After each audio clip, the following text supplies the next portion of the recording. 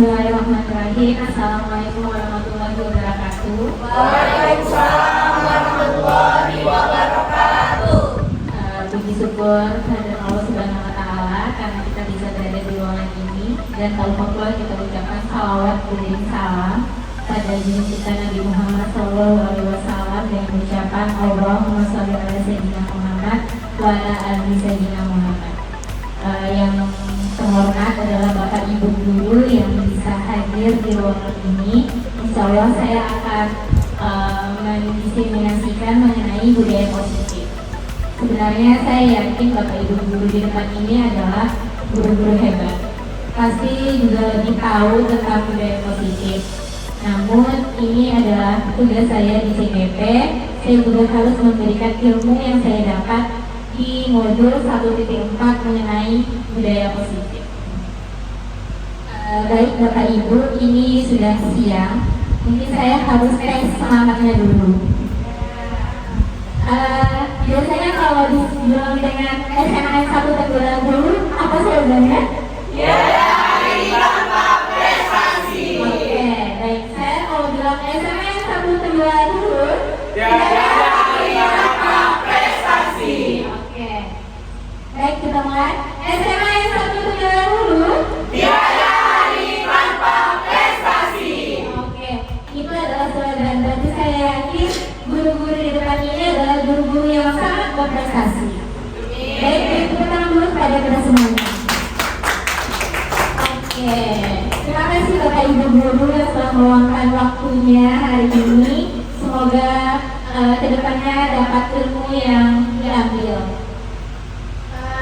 Pertama, saya ingin bertanya dulu tentang budaya positif. Kira-kira Bapak Ibu guru ada yang tahu tentang budaya positif?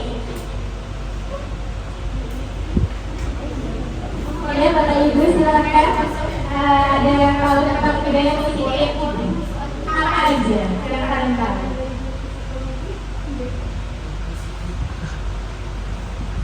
Bapak Dokter. Oke, Bapak Dokter, apa yang Bapak tahu kira-kira?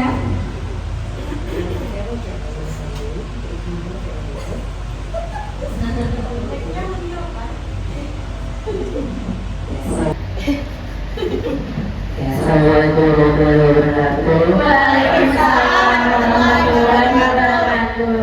Menurut saya budaya positif itu dari segi bidang sekolah, berperilaku yang baik untuk siswa dan juga untuk sesama guru. Maka dari itu budaya positif itu dapat disebutkan berkelakuan baik. Oke, berkelakuan baik itu diapresiasi dulu kepada Bapak Depan. Ada lagi? Oke, Ibu Novi. Assalamualaikum warahmatullahi wabarakatuh. Waalaikumsalam Warahmatullahi wabarakatuh. Di sini buat Bapak Ibu guru, saya ingin memaparkan sedikit pengetahuan saya mengenai budaya positif. Menurut saya budaya positif itu adalah tempat di mana peserta didik belajar itu yang mendapatkan rasa aman, nyaman, dan tentram. Terima Oke, kasih. ini berarti kita setiap murid agar murid itu nyaman, tentram, gitu. Baik, terima kasih pada Ibu Novi. Nah, ada lagi? Oke, pada Ibu Ulfa. Saya sebenarnya tentang budaya positif itu mungkin pastinya adalah hal-hal yang baik gitu kan. Cuman kalau dari psikologinya saya nggak tahu benar atau salah, mungkin lebih kepada school well-being baik yang dirasakan peserta didik, pendidik maupun tenaga kependidikan. Harapannya adalah kalau ada school well-being yang bagus, terbitlah budaya positif itu di sekolah tercinta kita ini. Oke, terima kasih pada Bu Ulfa ya. School being ya Bu. School well-being. School well-being. Oke, Ibu Fitri. Ya, terima kasih Bu Ina. Sama-sama. Sebenarnya yang saya ketahui budaya positif itu adalah kita mengenal kata budaya. Budaya itu lahir karena adanya suatu kebiasaan. Nah, kebiasaan itu adalah hal-hal atau nilai-nilai yang kita percaya baik dan positif kita lakukan menjadi suatu kebiasaan. Kebiasaan itulah menjadi suatu budaya. Itu yang sepanjang saya ketahui. Terima kasih. Ya, mata-mata, terima kasih. Ya, ternyata guru-guru selalu tadi sesuai dengan visi misi sekolah kita adalah slogan sekolah kita adalah tiada hari tanpa prestasi. Ya, terima kasih. Tentu kita tidak lupa tentang filosofi belajar bersama, yaitu ada 5, ada kreatif, mandiri, bergotong royong, berkegiatan global, bernalar kritis, dan beriman bertakwa kepada Tuhan. Ini adalah harapan kita kepada peserta didik. Mereka itu bisa dalam profil belajar Pancasila. Ini adalah topik penindasan kita, yaitu pertama disiplin positif dan nilai-nilai kebajikan universal. Yang kedua teori motivasi, hukuman dan penghargaan restitusi. Yang ketiga adalah keyakinan kelas. Yang keempat adalah kebutuhan dasar manusia dan dunia berkualitas. Yang kelima adalah posisi kontrol dan yang keenam adalah segitiga restitusi. Saya akan membahas pertama mengenai disiplin positif dan nilai-nilai kebajikan universal.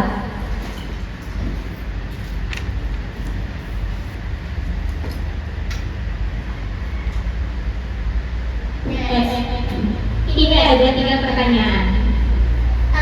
Kira-kira hukuman dapat mendisiplinkan anak menurut Bapak Ibu bagaimana? Hukuman dapat mendisiplinkan anak, setuju atau tidak? Oke, kali ini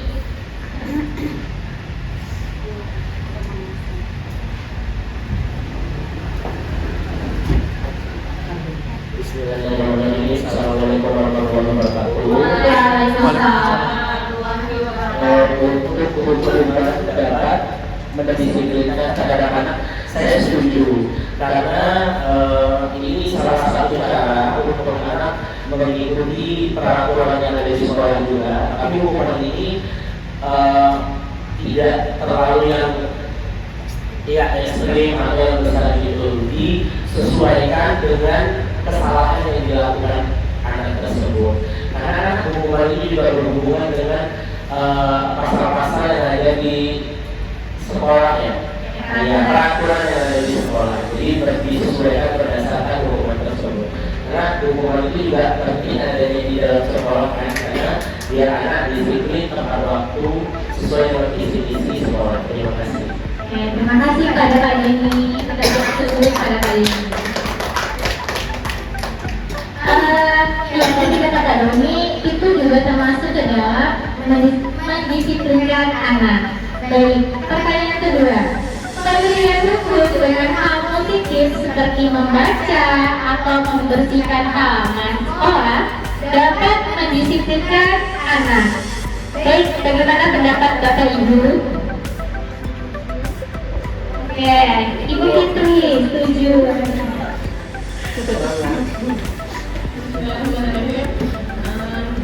Kalau menurut pendapat saya, pemberian hukuman dengan hal positif itu saya setuju dengan pemberian hukuman dengan hal positif. Kenapa? Khususnya untuk saya matematika, kalau saya biasanya kalau masuknya pagi, anak-anak yang terlambat masuk saya hukum dengan misalkan menghafal pengalian ataupun perpangkatan. Jadi anak-anak yang ibaratnya takut menghafalkan, jadi dia tepat waktu untuk masuk kayak gitu. Terima kasih. Iya, terima kasih kepada Ibu Fitri. Itu jawabannya tadi, misalnya di pelajaran pagi ya Bu Fit. Baik, pertanyaan yang ketiga, memberi penghargaan dapat meningkatkan motivasi belajar anak. Bagaimana pendapat Bapak Ibu? Oke, ada yang setuju, kebetulan. Pokok instruksi kebijakan Sesuai teori ada reward dan punishment. Nah, salah satunya kan reward. Reward ini pasti bisa motivasi anak dalam belajar.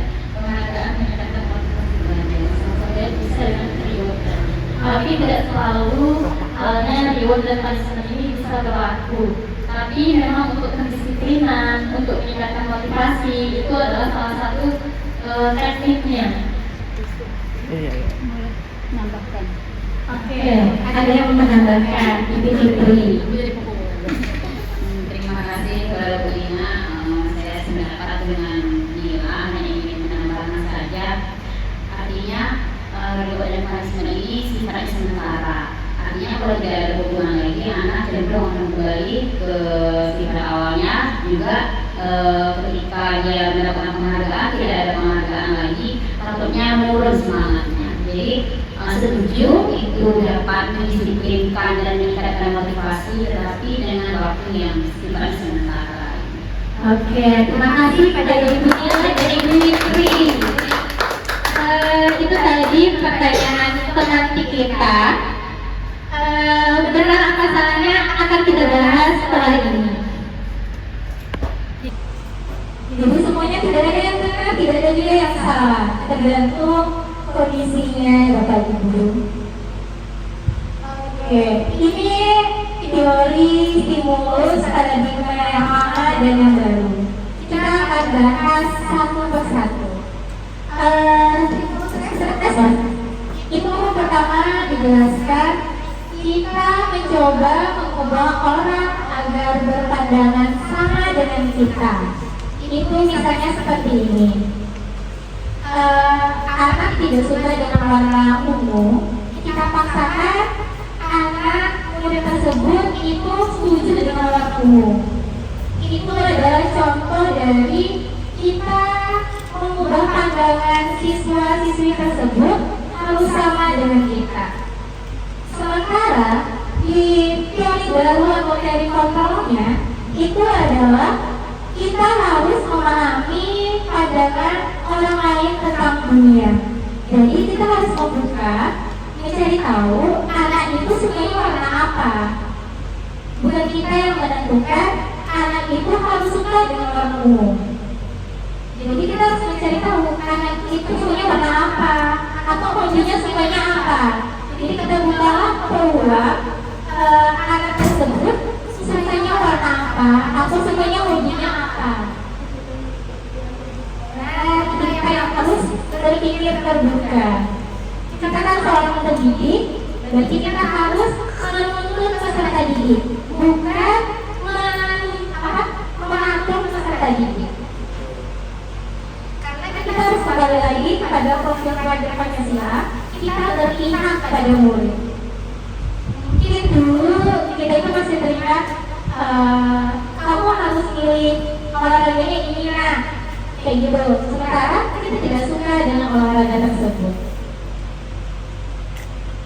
Yang kedua adalah perilaku buruk dilihat sebagai suatu kesalahan. Mungkin kita bicara murid ya, mungkin si A terlambat, sementara terlambat. Nah, itu adalah kita menunjukkan, kita menganggap kalau di teori respon itu adalah salah. Sementara di teori baru, rupanya ada kebutuhan siswa yang perlu terpenuhi, atau siswa tersebut sering ribut di kelas. Kita menganggap itu salah, tapi rupanya ada kebutuhan siswa yang tidak terpenuhi, kenapa dia ribut. Nah, di situ kita harus mencari tahu kenapa dia ribut, kebutuhan apa yang dia perlukan agar tidak ribut. Itu. Yang ketiga adalah orang lain bisa mengontrol saya. Ini tadi kembali pada yang pertama. Kita sebagai guru tidak bisa mengontrol murid atau peserta didik, tetapi harus tumbuh di dalam diri murid tersebut. Jadi motivasi itu mungkin dari awal ada motivasi eksternal, tetapi untuk berkelanjutan tadi yang dibilang sama Ibu Fitri sama Ibu Nila, harus ada motivasi internal atau dalam diri kita. Misalnya kepala sekolah kita mewajibkan kita absen jam 6.30.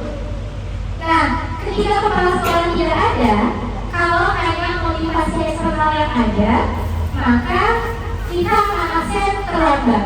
Karena tadi ada tekanan dari kepala sekolah bahwa absen jam 6.30. Tetapi kalau ada motivasi intrinsik dari dalam diri kita, walaupun tidak ada kesek, kita akan tetap absen jam 6.30. Dengan sadarnya, itulah yang harus kita bentuk kepada murid kita. Bagaimana dia bisa sadar, mandiri, beradab untuk berkelanjutan hidupnya. Terus yang keempat adalah saya bisa mengontrol orang lain. Sementara di teori kontrolnya adalah kita tidak bisa mengontrol orang lain. Kembali lagi, harus ada motivasi intrinsiknya. Memang mungkin di depan kita anak misalnya jangan main HP sesuai peraturan sekolah kan. Tapi kalau hanya dimotivasi eksternal karena takut sama kita, tidak ada kita karena akan menggunakan HP. Mungkin untuk menimbulkan motivasi internal tadi itu memang sulit. Tidak mudah dengan sekali dua kali pertemuan. Kita butuh perlahan-lahan untuk mewujudkan kesadaran internal tadi. Terus yang kelima adalah pemaksaan ada pada saat bujukan gagal. Sementara di teori kontrol itu adalah kolaborasi dan konsensus menciptakan pilihan-pilihan baru. Di sini maksudnya adalah kita tidak bisa hanya bekerja sendiri. Misalnya hanya orang kelas, tidak bisa. Kita harus bekerja sama dengan semua warga sekolah, dari siswa, TK, kepala sekolah, dan semua guru-guru mapel. Jadi ada di SMA Inhil itu mereka punya program sekolah tidak ada sampah dan tidak ada tong sampah di sekolah. Itu memang mereka cerita di kelas 10 itu memang ada paksaan atau motivasi eksternal. Tetapi ketika di kelas 11, 12 itu sudah timbul motivasi internalnya, sehingga mereka membawa sampah pulang ke rumah. Setiap anak ada asalnya masing-masing. Kalau membawa sampah di sekolah, bawa pulang lagi. Seperti itu. Jadi memang butuh proses yang sangat panjang. Tapi percayalah, ketika anak sudah memiliki motivasi internal tadi, mereka akan berjiwa mandiri, beradab, bertanggung jawab. Terus yang terakhir adalah model berpikir menang kalah. Sekarang di teori kontrolnya adalah model berpikir menang-menang. Maksudnya adalah menang kalah, saya menang, kamu kalah. Itu tidak boleh kita lakukan. Jadi sebenarnya harus ada kalah. Sementara yang baiknya adalah bagaimana caranya biar kita menang semuanya. Seperti itu. Jadi bagaimana semuanya berhasil, itulah yang harus kita pupuk pada peserta didik kita. Baik, ini mengenai perubahan paradigma dari yang stimulus respon menjadi teori kontrol atau teori baru. Dan ini adalah makna disiplin menurut yang kita tahu, disiplin itu adalah sesuatu yang dilakukan seseorang pada orang lain untuk mendapatkan kepatuhan. Itu yang namanya. Sementara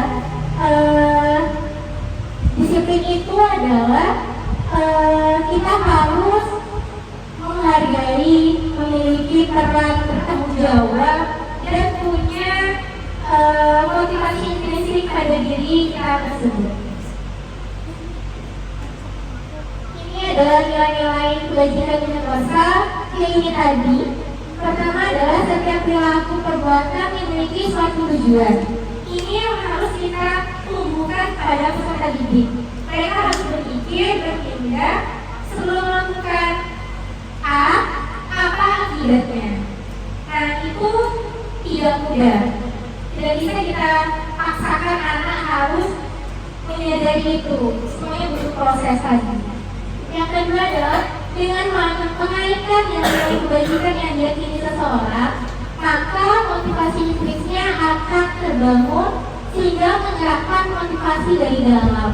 Jadi tadi setelah kita meyakini seseorang, membuat segitiga restitusi, maka kita membuka keyakinan atau kesadaran secara lebih. Jadi akan berkelanjutan untuk dia ke masa depannya.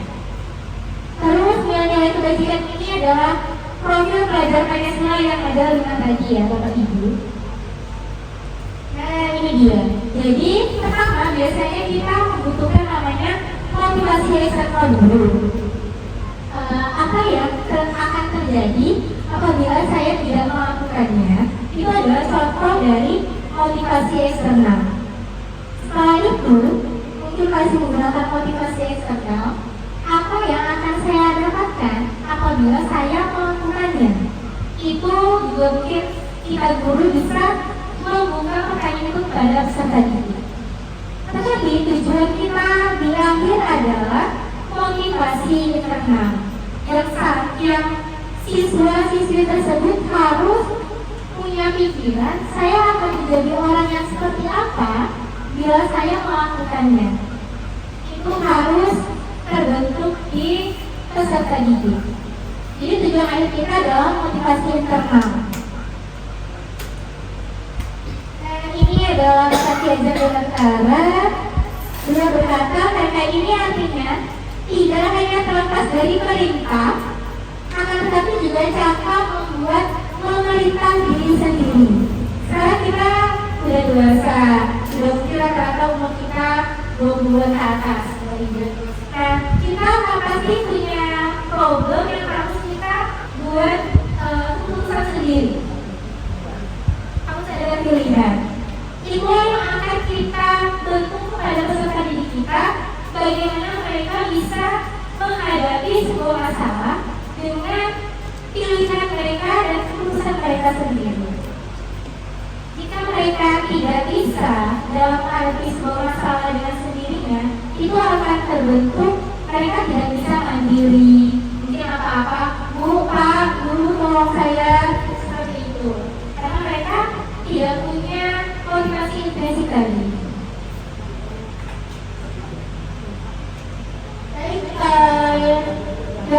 Saya akan menjelaskan mengenai hukuman dan penghargaan restitusi. Sebelumnya kita akan semangat lagi. Bapak Ibu boleh berdiri.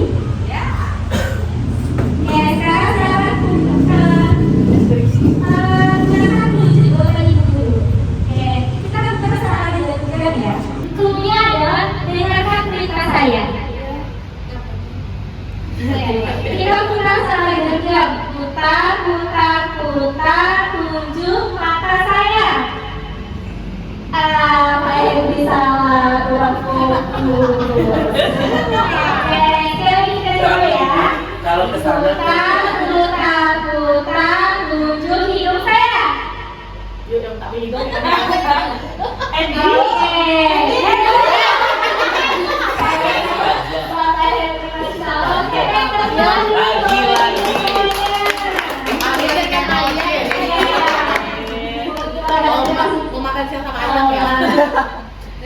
Baiklah, kita dites tersebut kita. Nah, next materi kita adalah hukuman dan penghargaan restitusi. Nah, ini silakan Bapak Ibu baca dulu. Oke, saya bacakan ya. Iva kurang menguasai pelajaran matematika, sehingga pada saat pelajaran tersebut berlangsung, dia lebih banyak berdiam diri atau menggambar di buku pelajarannya. Pada saat guru matematikanya, Pak Seno menanyakan pertanyaan, Iva menjadi gugup dan tak sengaja menjatuhkan tasnya dari kursi.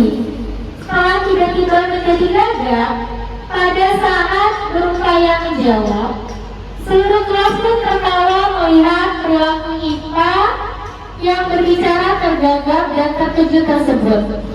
Pak Seno pada saat itu membiarkan teman-teman Iva menertawakan Iva yang di depan kelas sambil menunjuk hidungnya karena tidak bisa menjawab pertanyaan Pak Seno. Kelas makin gaduh dan anak-anak pun tertawa melihat Kiva di depan kelas memegang ujung hidungnya. Baik, pertanyaan pertama, apakah Anda setuju dengan tindakan Pak Seno? Tidak. Oke, Anda bisa menjelaskan kenapa tidak setujunya? Oke, Ibu Dewa. Terima kasih kesempatan Ibu Nina. Pertanyaan apakah ada setuju dengan tindakan Pak Seno terhadap Kiva? Tentu saja tidak, karena yang dilakukan Pak Seno itu bisa juga kita katakan dengan pembulian. Sedangkan pembulian di dalam sekolah maupun di luar sekolah dimanapun itu tidak dibenarkan. Sepertinya itu saja Bu Nina. Baik, terima kasih pada Ibu Dewa. Beri aplaus dulu kepada Ibu Dewa. Oke, ada lagi yang ingin memberikan pendapatnya? Apakah Anda setuju dengan tindakan Pak Seno terhadap kita? Mungkin ada pendapat lain. Ada yang setuju? Oke, sepakat semuanya ya bahwa Ibu Fitri, boleh. Pertama, saya tidak setuju dan saya tidak setuju dengan jawaban Bu Dewa karena secara tidak langsung itu bullying. Yang kedua, dengan perlakuan seperti itu secara tidak langsung itu juga bisa berdampak negatif terhadap mental siswa. Dia jadi down. Nah, seperti itu. Baik, terima kasih pada Ibu Fitri. Jadi kayak trauma seperti itu ya Bu? Iya, trauma nih sama dengan ikan. Oke, pertanyaan yang kedua adalah, menurut Anda, tindakan Pak Seno terhadap kita adalah sebuah hukuman atau konsekuensi? Ya, mengapa? Ibu Fitri mungkin?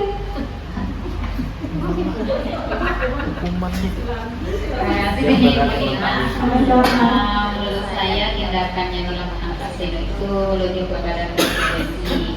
Karena kalau hukuman itu mungkin kita mengenal selama ini sifatnya tertulis. Artinya dia udah menyadari dari awal kalau berbuat ini pasti akan ini efeknya. Sedangkan konsekuensi tadi sifatnya tidak tertulis, efek dari sifat yang dia lakukan pada saat dia pelajaran Pak Seno. Terima kasih Bu Nina. Oke, terima kasih Bu Fitri. Beri tepuk tangannya dulu. Baik. Dari pertanyaan tadi, setuju atau tidak setuju, kita pasti semuanya akan menjawab itu adalah tidak setuju. Karena itu membuat trauma bagi peserta didik kita. Berarti hebat-hebat guru semuanya. Berbaik hati guru semuanya. Oke, yang kedua, apakah hukuman tadi, tindakan Pak Seno tadi masuk ke dalam hukuman atau konsekuensi? Ya, benar yang dibilang sama Ibu Fitri tadi, bahwa kalau hukuman adalah yang tertulis, sementara kalau konsekuensi itu terjadi ketika itu seperti itu ya. Oke, sebelumnya saya ingin bertanya, kira-kira ada yang masih ingat saat masa kita sekolah, hal yang momen negatif yang paling Bapak Ibu ingat sampai sekarang? Momen negatif kira-kira yang membuat masih teringat sampai sekarang?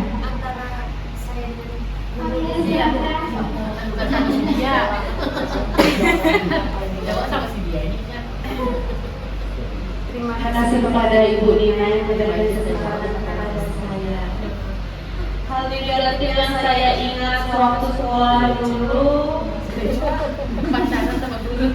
Enggak, dulu itu saya pernah berdiri di depan kelas saat bel istirahat sudah berbunyi dengan santainya berdiri seperti ini. Lalu datanglah guru bahasa Inggris, lari kami ke dalam. Tak lama ketika masuk ke dalam kelas, guru bahasa Inggris bertanya, siapa tadi yang berdiri di depan kelas? Akhirnya jujurlah saya. Nah, dari situ guru bahasa Inggrisnya bilang, kalau kamu nanti ketika PH mendapatkan nilai di bawah KKM, maka saya akan memanggil orang tua kamu. Dan alhamdulillah saya di atas KKM. Baik, terima kasih Ibu Rocky. Jadi ya seperti yang sampai sekarang kan guru bahasa Inggris? Ada lagi yang masih punya waktu negatif yang masih teringat sampai sekarang. Ya, terima kasih. Assalamualaikum warahmatullahi wabarakatuh. Waalaikumsalam warahmatullahi wabarakatuh. Ya, ini cerita pengalaman waktu saat itu saya masih sekolah dan kebetulan pembina SD saya saat itu di almarhum Ibu jadi beliau ini, jadi ada dua teman saya yang kabur saat upacara itu. Jadi saya disuruh memanggil dua orang itu, dan saat itu saya sudah dipanggil. Nah, saya disuruh untuk menangkal kedua orang itu. Nah, berhubung saya juga boleh dan bukan kapasitas saya untuk menghukum kawan saya tersebut, jadi saya menolak dan alhasil kami bertiga dihukum. Nah, itu pengalaman yang menurut saya kenapa saya sudah disuruh manggil, habis itu saya disuruh menghukum teman saya sendiri, dan saya juga dapat hukuman gitu. Itu ya pengalaman saya waktu sekolah yang saat ini masih saya ingat betul, dan ini emang teman-teman saya waktu saya sampai sekarang pun masih berteman gitu. Masih. Begitu sekali ngomongnya ya. Terima kasih kepada Pak Denny.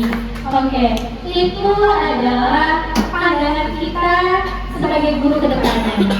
Ternyata kita memiliki momen negatif saat pendidikan yang masih diingat sampai sekarang. Ternyata kita memiliki momen negatif saat pendidikan yang masih diingat sampai sekarang.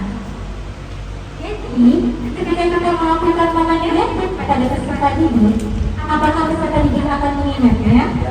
Ya. Mereka akan mengingat. Itu adalah hubungan atau mempunyai seperti trauma untuk kita di masa depan. Bisa jadi ada pola itu yang kita jadinya akan mengikutnya tanpa disadari. Itu dari dampak dari kita membentuk teman. Jadi contoh tadi yang dibilang sama Pak Denny itu adalah Pak Denny mendapatkan hukuman baru karena membuat beliau menjadi trauma dan sampai ingat sampai sekarang. Baik, sekarang kita lupakan dulu ya Pak Denny, tolong jelaskan Pak Denny atau Bu Novi di kasusnya itu kita kembali ke saudara baru.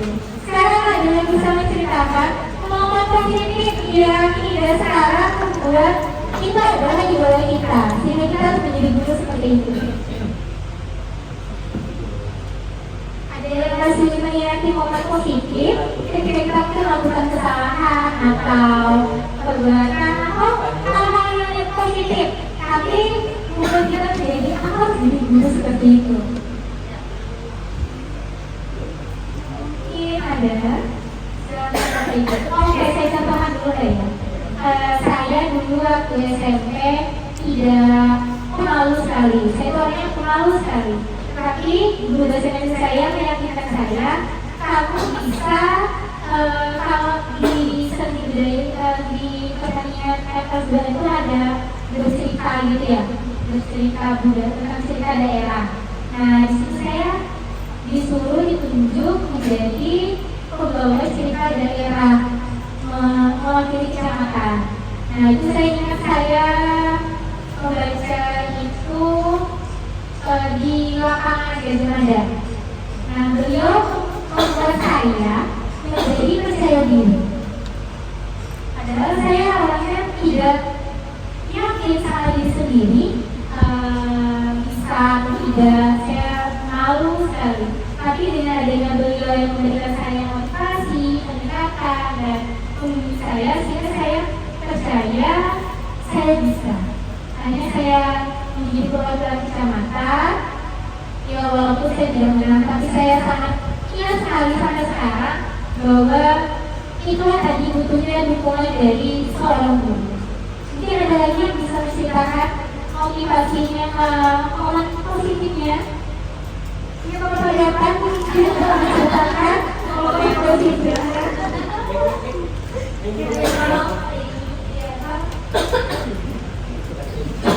Terima kasih.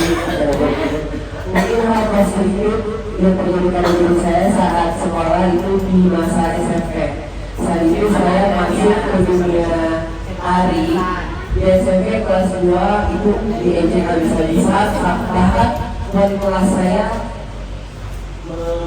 istilahnya itu dulu mengatakan ayah saya, ngapain kamu ikut nari, kan kamu seharusnya nggak boleh gitu loh, kamu harusnya ikut ini hasil itu, nggak boleh ikut nari. Tetapi ada guru bahasa Indonesia saya guru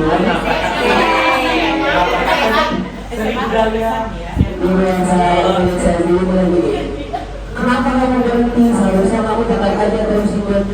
Karena bagi kamu, orang lain mau apa, mau mengatain kamu bencong, mau mengatain kamu baca, yang penting prestasi kamu itu bisa melawat buatan kemana-mana.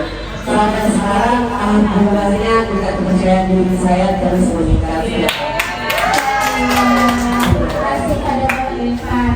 Jadi karena tadi ada dorongan dari Bapak ke Ibu Guru, Ibu Guru bahasa Indonesia-nya untuk memberikan motivasi, harus yakin, harus percaya.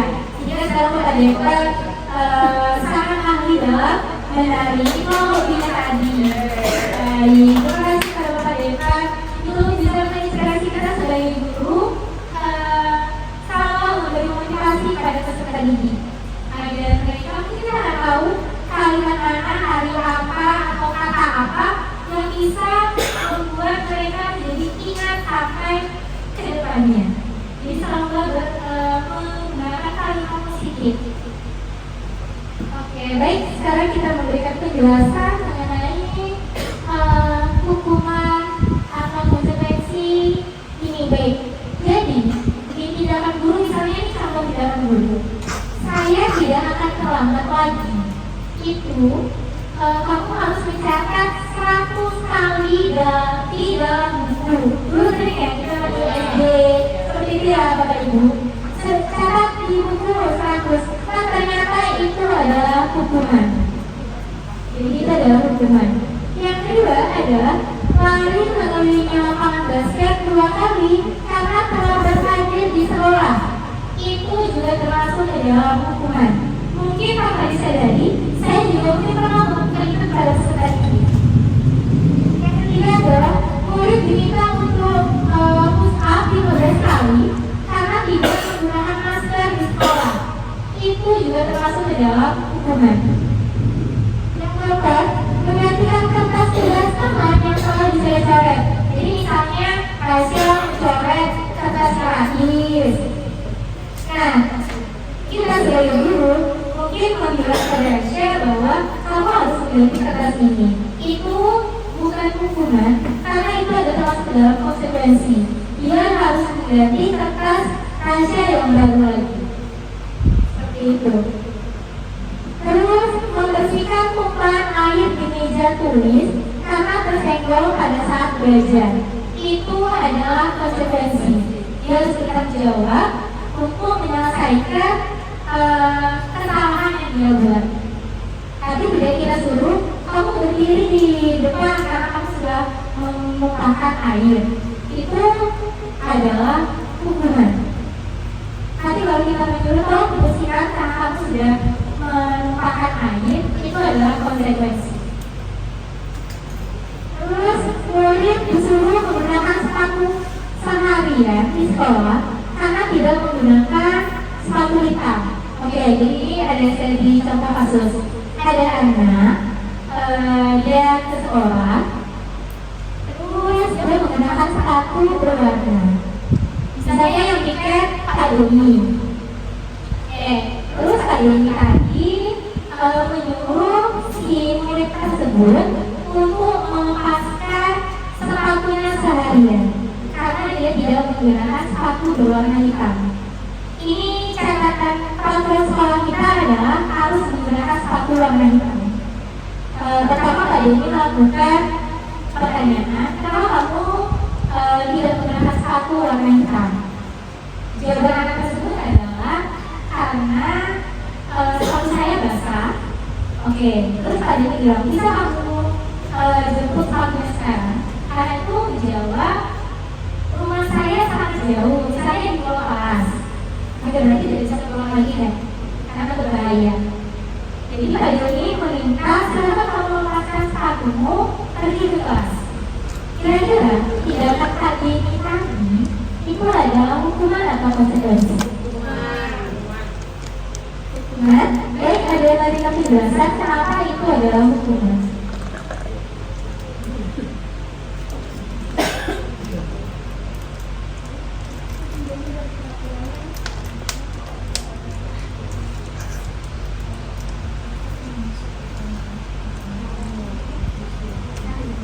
Lupa bicara. Sudah dijelaskan bahwa wajib menggunakan sepatu hitam. Ketika dia tidak menggunakan sepatu warna hitam, artinya dia memang sudah siap ketika sepatu itu ketahuan dan disita. Baik, terima kasih pada dulu Pak. Jadi benar ya Bapak Ibu, ketika kita misalnya menyuruh anak tersebut membuka sepatunya, jadi seharian dari pagi sampai siang itu dia buka sepatu, karena dikatakan peraturan sekolah harus menggunakan sepatu berwarna hitam. Itu merupakan hukuman. Kira-kira dapatnya apa Bapak Ibu? Ini pakai sendal, tidak rapi. Atau dia sendiri malu sama teman-teman karena berceker. Misalnya ada di Bapak Bu Lupa. Dia bisa jadi malu, tidak akan keluar kelas karena tidak ada sepatu bersendal. Atau mungkin nanti sepatu kakinya lupa seperti itu. Tapi kita bisa mengubah mungkin menjadi konsekuensi, kita tetap bisa sesuai dengan peraturan tadi. Jika kamu misalnya peraturan misalkan pakai sepatu warna, ada di luar sekolah, ada kerja atau misalnya balok ya, apa digrok bulan. Nah itu adalah konsekuensi. Tapi kita biarkan dia menggunakan sepatu hitam. Kalau misalnya sepatu kita blok, Itu tidak boleh. Tapi harus ada dicatat di peraturan sekolah kita. jadi itu konsekuensi apa? Kalau dibilang sama kita itu jadi konsekuensi. Dia masih mau pakai kan? Iya. Tapi kalau kita membiarkan dia buka dengan melepaskan sepatu, itu bisa jadi hukuman. Karena membuat dia malu keluar kelas. Tapi balik lagi ya, mungkin ada anak yang tidak malu sampai aja berceker, itu jadi hal yang biasa. Balik lagi pada dampak hal tersebut.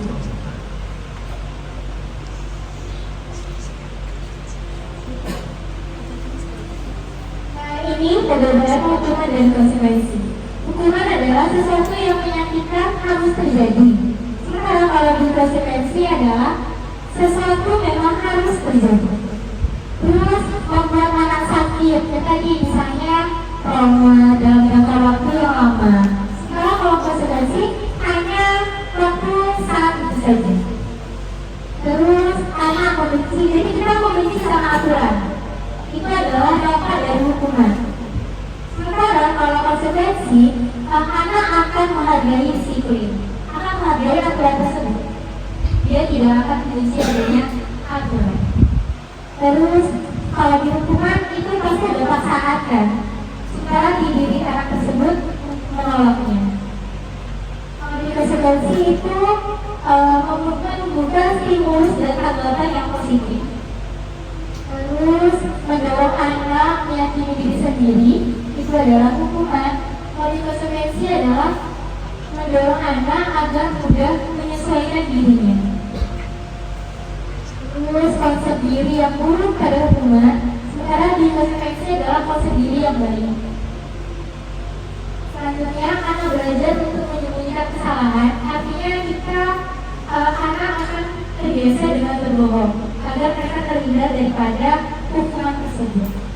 Sementara kalau di konsekuensi, anak akan belajar untuk mematuhi peraturan. Ini memang sulit. Ya tadi mungkin kita harus balik bagaimana kita menyelesaikan sebuah masalah. Terus yang terakhir adalah hukuman itu anak punya rasa marah, rasa bersalah, terus dipermalukan, merasa tak dihargai. Sekarang kalau di konsekuensi itu adalah kehilangan hak, dibuat tidak nyaman, diasingkan untuk sementara, tidak untuk dalam jangka waktu yang lama.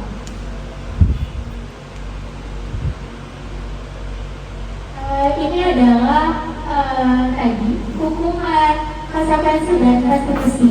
Nah, yang diharapkan pada kita seorang pendidik adalah sebaiknya kita bisa sampai ke tahap restitusi. Restitusi tadi itu artinya misalnya kita bisa menyelesaikan sebuah masalah dari sepatu tadi. Misalnya tadi di film, itu adalah termasuk ke dalam restitusi.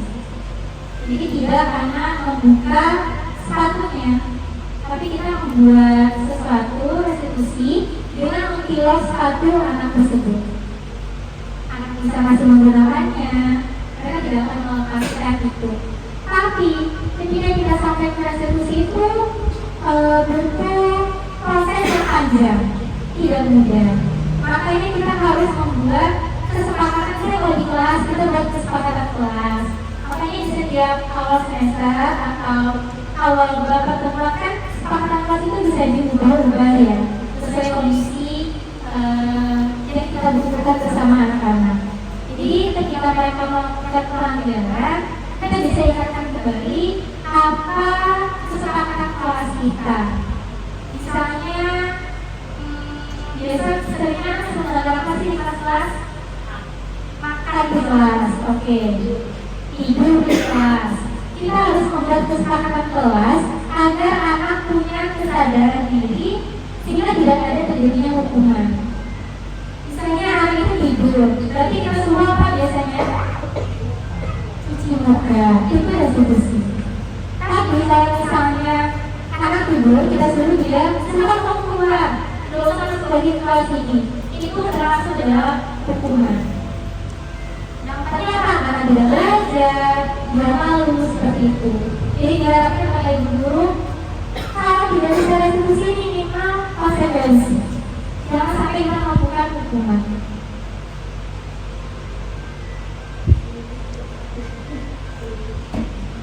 Sulit, memang sulit. Pasti kita kadang bilang, tapi semoga kita menjadi guru yang berpihak pada murid. Baik, jadi restitusi itu adalah proses menciptakan kondisi bagi murid untuk memperbaiki kesalahan mereka. Jadi kita itu sebagai guru bisa membuat mereka mempunyai karakter yang lebih kuat, meyakini bahwa kesepakatan kelas tadi itu yang saya hebat, itu yang harus saya pedomani. Seperti itu. Kalau tadi gunanya restitusi. Restitusi ini jangkanya panjang, tidak sebentar. Jadi restitusi ini dia bisa anak berkelanjutan. Kalau cuma tadi kan depan kita anak akan berubah. Sekarang kalau restitusi dari dalam diri dia sama juga kira-kira seperti itu. Konsekuensi.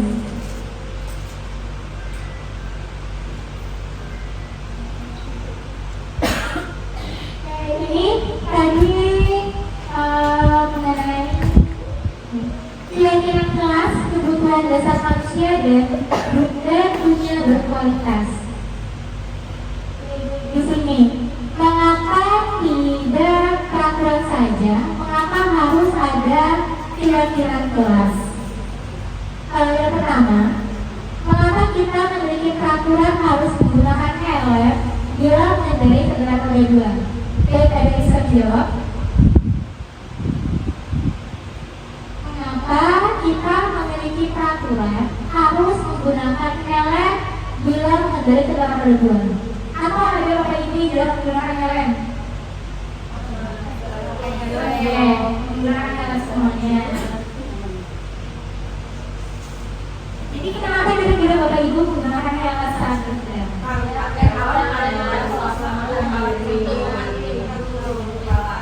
Nanti bukan karena takut polisi ya? Ya, jadi itu adalah keyakinan kita ketika kita tidak menggunakan helm saat berkendara, maka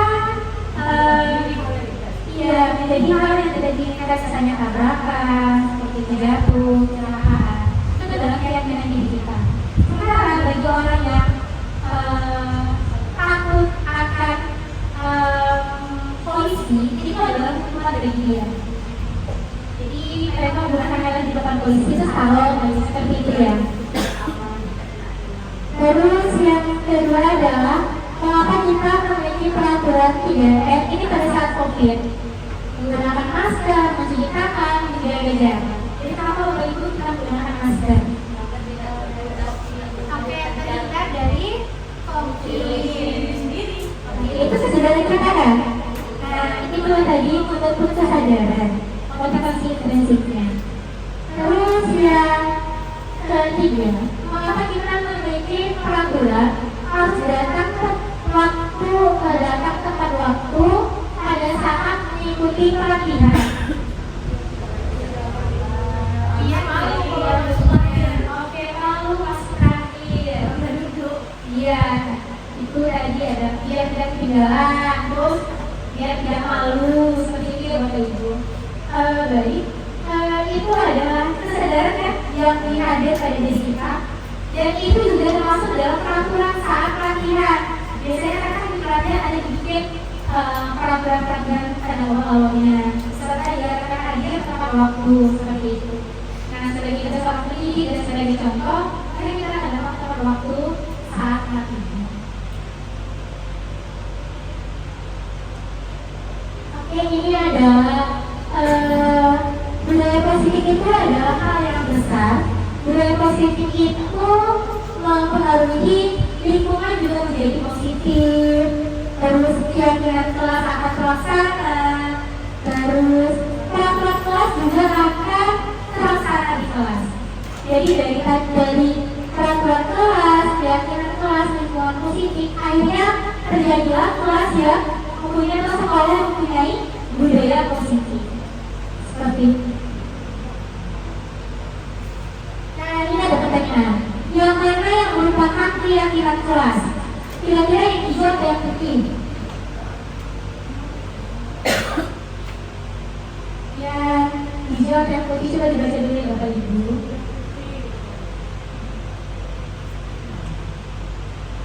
Yang putih. Oke, kenapa yang putih Bapak Ibu?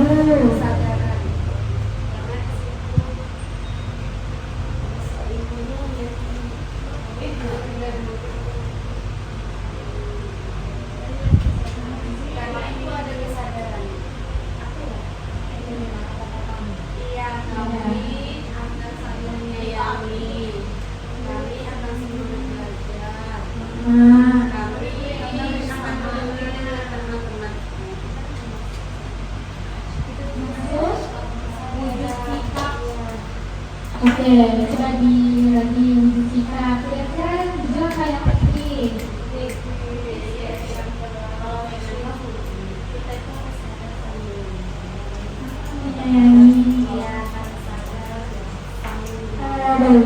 Kalau kesepakatan kelas itu biasanya disusun bersama-sama antara guru dan siswa. Nah, kesepakatan kelas itu membentuk nilai-nilai positif agar berujung pada keyakinan kelas. Keyakinan kelas merupakan kesepakatan kelas yang diyakini bersama oleh guru dan murid selama proses pembelajaran. Jadi kalau yang hijau ya katanya datang tepat waktu mengucapkan salam, terus menjaga kebersihan sekolah. Yang ketiga, berdoa sebelum dan sesudah kegiatan. Yang keempat adalah aktif dalam pembelajaran. Yang kelima, tertib. Oh ya, satu lagi, kesepakatan kelas itu kalimatnya positif. Terus yang warna putih, kami guru dan murid yang saling menyayangi. Yang kedua, kami murid yang semangat belajar. Yang ketiga, kami murid yang peduli dengan teman-teman. Keyakinan kelas itu adalah yang bisa mendampingi kesepakatan kelas tadi. Jadi misalnya dan terlambat. Berarti keyakinan kelas kita adalah datang tepat waktu. Itu adalah contoh keyakinan kelas. Jadi keyakinan kelas itu adalah ya yang hijau barang. Karena kata-katanya adalah datang tepat waktu, mengucapkan salam itu menunjukkan dari kesepakatan kelas. Bapak Ibu guru tidak datang terlambat di kelas. Seperti itu. Kemudian juga ya Bapak Ibu. Lalu next.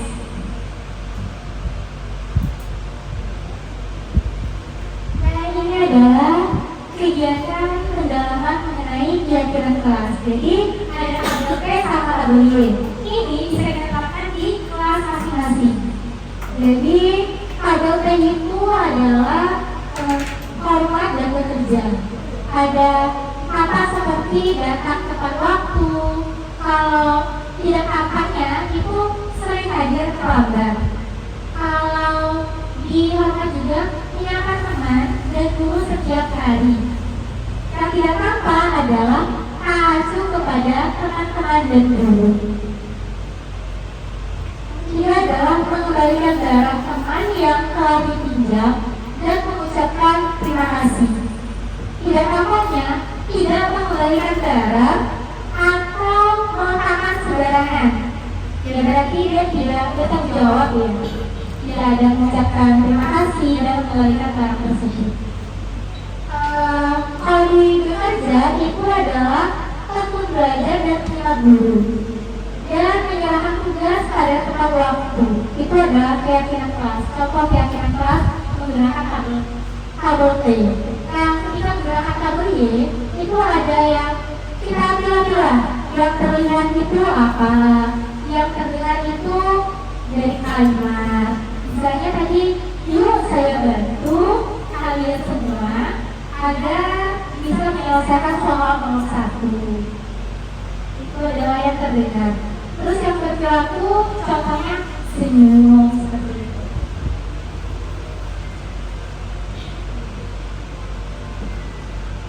Terus ini adalah contoh peraturan. Jadi selalu kembalikan buku ke tempat. Nah, keyakinan kelas yang dapat adalah tanggung jawab.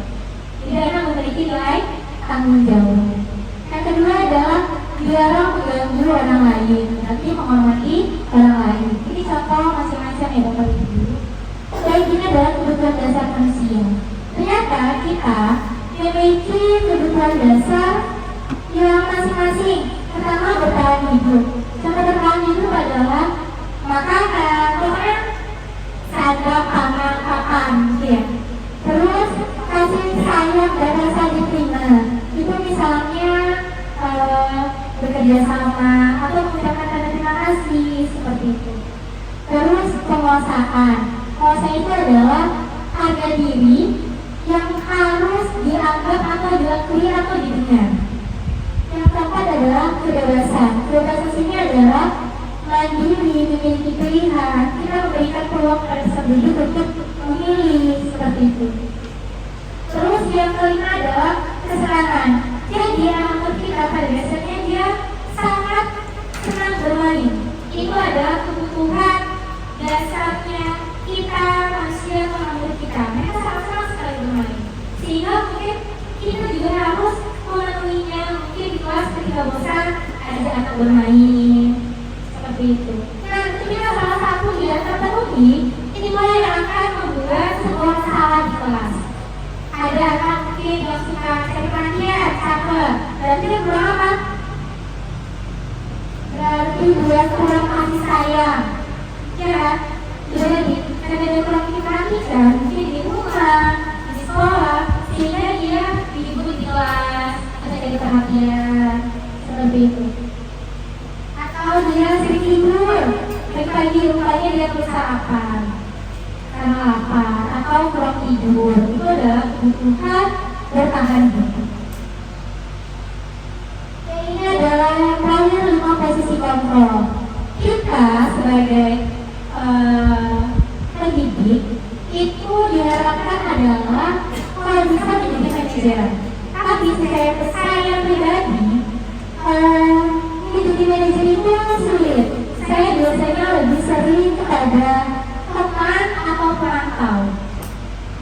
Kalau menjadi pembantu mungkin kita bisa kawin lagi ya seperti itu. Ibaratkan kita tidak menjadi pemukul, harus jadi manajer. Ya tadi kita harus menanyakan pada kamu kenapa tidak menggunakan sepatu warna hitam. Itu adalah perilaku manajer. Kita menanyakan pada peserta didik alasannya dulu, bukan kita langsung mengarahkan dia. Kenapa kamu tidak menggunakannya? Nah, saya menawarkan kamu tidak menggunakan sepatu hitam, saya tahu bukan peraturannya. Bukan sepatu kamu, itu adalah hukum. Jadi jadilah guru yang peri ya, gitu ya sepertinya ya. Jadi jiwa guru yang peri gitu. Bidadari. Nanti kalau bapak-bapaknya apa? Bapak dari. Seperti itu. Tanya sama dulu mengapa anak kayak gini, seperti itu. Biar mereka kita membuka pola pikir mereka bahwa perilaku itu salah. Jadi kalau bisa kita anggap, kalau bisa kita ini membuka pikiran mereka bahwa tidak menggunakan sepatu hitam itu salah. Tapi bukan dari kita yang bilang salah, bukanlah dari mereka. Nah, membangun kesadarannya sehingga timbullah motivasi tadi. Iya Bapak Ibu, jadi mudah-mudahan kita bisa menjadi seorang guru yang manajer. Walaupun sulit, insya Allah pelan-pelan kita bisa menjadi guru yang manajer. Oke, segitiga restitusi. Nah, ini adalah materi terakhir kita mengenai segitiga restitusi. Yang tadi, kita harus pertama kali menanyakan kenapa kamu melakukan ini, atau kenapa kamu gontengan seperti itu.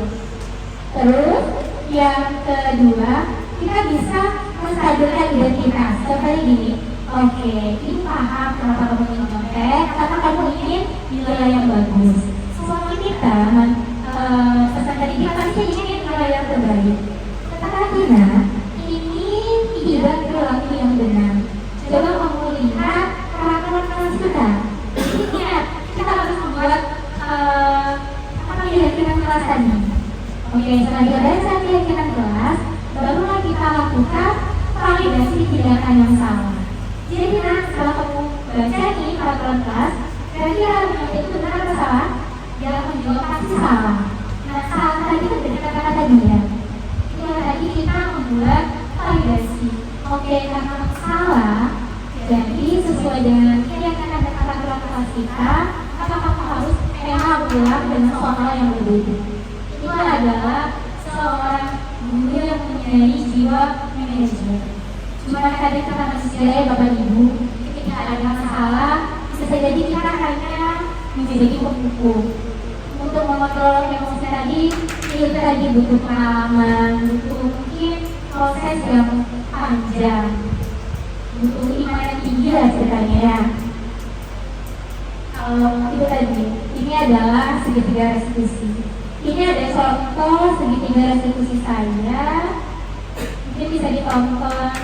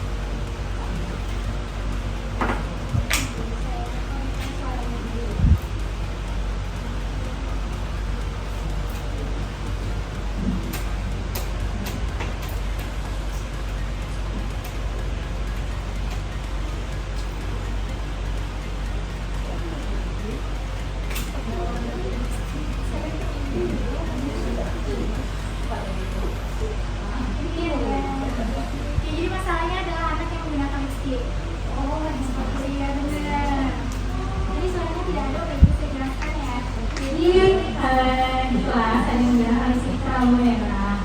Nah, sesuai peraturan sekolah, tidak boleh kan menggunakan lipstick berwarna merah. Dan karena di sini saya lakukan sedikit revisi. Ini di bawah DK, mohon maaf Bapak Ibu, saya lupakan sebentar kemarin. Nah, ini saya tanyakan sesuai dengan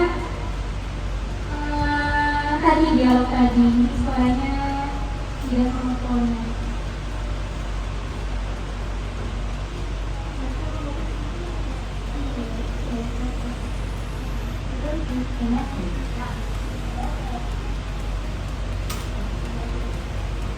Ini dialog tadi.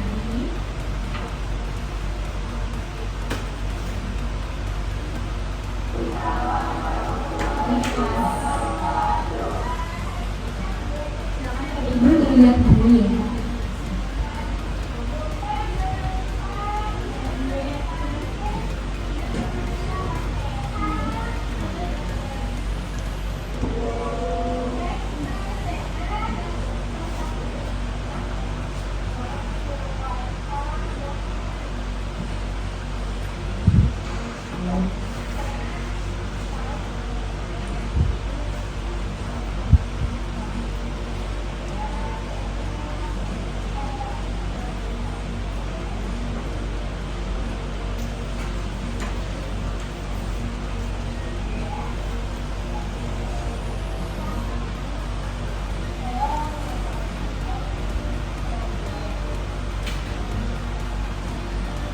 Saya menanyakan kenapa saya menggunakan sedikit ini adalah karena dia ingin berkerampilan menarik dan gaya berkisah.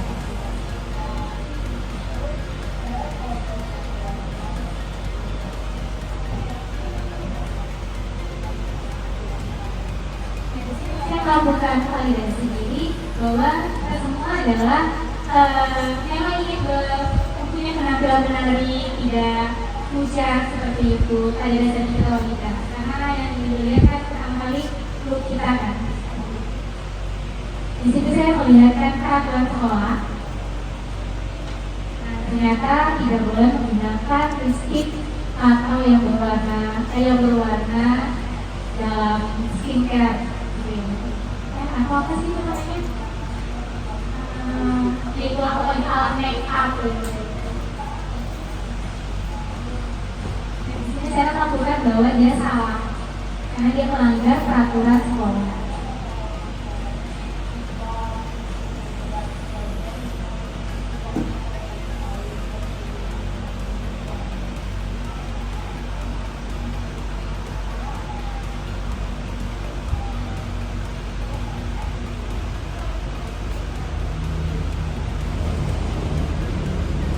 Oke, ini adalah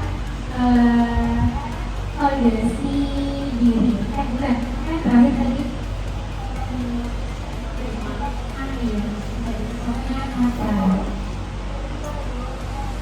dan ini dia akan menghapus make up-nya. Terus kasus kedua ini adalah menyontek saat enhancement. Nah, itu dia menyontek catatan, ada catatan di bawah meja. Ini dipanggil. Nah, seperti itulah proses segitiga eksekusinya. Itu tidak menjudge anak murid tersebut di depan kelas ya. Karena itu membuat hukuman normal bagi mereka. Jadi silakan panggil anak murid tersebut berdua bersama kita. Mungkin Bapak Ibu Deka pasti sering melakukan seperti ini ya di ruangan konseling ini. Baik, sama seperti tadi perlakuannya bahwa kita melakukan segitiga eksekusi. Ini adalah tanggapan siswa tersebut. Karena saya menggunakan makeup di saat jam pelajaran sekolah. Mungkin saya bakal gunain makeup di saat ini libur yang akan menggunakan makeup. Dan saya akan lanjut tentang PH selanjutnya. Dan saya akan menanyakan materi yang akan dibahas pada PH tersebut. Baiklah, pada yang tidak bisa saya sampaikan. Terima kasih Bunda. Jadi saya memberikan solusi kepada Sena, boleh kamu salurkan hobi kamu, tapi gunakan di keadaan yang tepat. Misalnya saat menjadi penari, saat di sekolah kan menari, maka membutuhkan make up atau boleh menyalurkan hobi-hobinya yang lain, tapi tidak digunakan saat sekolah seperti itu. Dan menyampaikan tadi adalah solusinya dia bisa bertanya kepada guru mapelnya untuk materi yang lebih dalam lagi. Baik Bapak Ibu, itu saja yang bisa saya jelaskan. Terima kasih karena sudah bertahan selama 1 jam. Ada berbagi mengenai budaya positif tadi. Baiklah, saya mohon maaf jika ada salah. Saya percaya Bapak Ibu guru semua sini adalah guru-guru yang hebat. Dan pasti lebih banyak pengalamannya mengenai budaya positif. Hanya sedikit yang bisa saya sampaikan. Semoga kita menjadi guru yang berprestasi sesuai dengan slogan kita, yaitu nilai dari kata prestasi. Baiklah, assalamualaikum warahmatullahi wabarakatuh.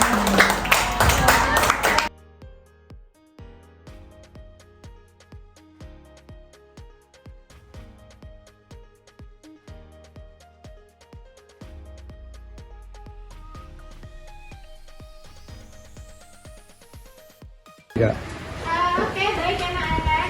Sebelum memulai pembelajaran, mari kita membuat kesepakatan kelas. Sama kalian ada sticky note kan? Silakan kalian tulis kesepakatan kelas, misalnya tidak boleh tidur atau harus disiplin, aktif di kelas. Silakan ditulis ya.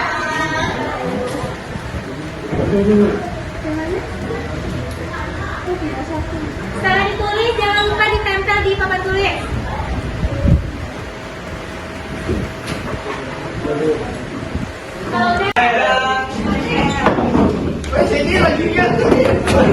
Baik, Pak.